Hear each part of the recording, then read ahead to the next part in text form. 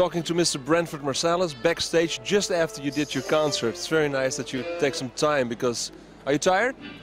No, not really, no. We play hard, but we enjoy it. We're used to it. We're in shape for it. Now you're preparing maybe for a game of golf? You know, the sun's still out. I might try to get out there. It depends on if they're open or not, yeah. What I want to ask you about your music is you take us so many directions and adventurous directions. What's your recipe or what's your guide?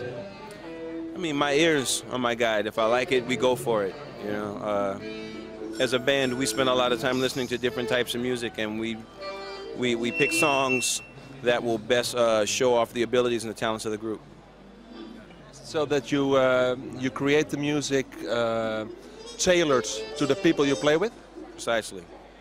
That's exactly correct. And what's the parameters? What is the recipe that you use then? It's not any one recipe, because in this band, like I said, we do rock and roll tunes and, you know, funk, samba songs and hip-hop songs and jazz songs. I mean, it doesn't really, it's wide open, you know. It's just if it sounds good, we play it. That's the recipe.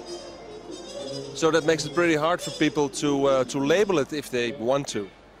Yeah, I guess so, but I mean, I've never really thought of music in terms of labels anyway. So we have a band that basically is tailor-made for us, not necessarily for people who like. If you have people who are accustomed to hearing 14 versions of the same song every night, then they would have a little difficulty with us. But particularly in Europe, the people have been very receptive.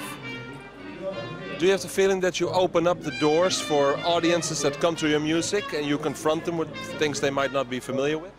Well, I mean, we will probably eventually have a lot of people who become Buckshot LaFunk fans, I think, because the music still has a lot of enthusiasm and a lot of energy, and it's not too dramatically different. It's not like we go into like a real jazz setting, like when I play jazz. We never go that far off. I mean, it still has a funky beat and you can dance to it.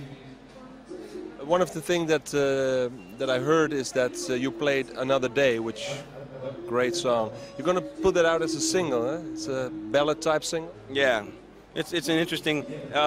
When we recorded it, I never really thought of it as a ballad, but I guess it is. Yeah, but because it's funky, you know, it's kind of funky. But yeah, that's going to be our next single.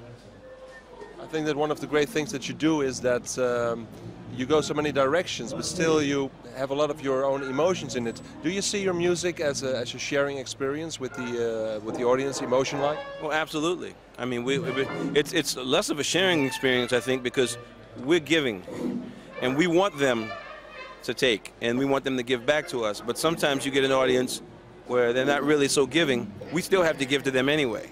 It can be a giving experience, but a lot of times we're giving and we're not getting anything back, but that's okay. That's part of the experience. Did you get anything back tonight? Oh, most definitely. Most definitely.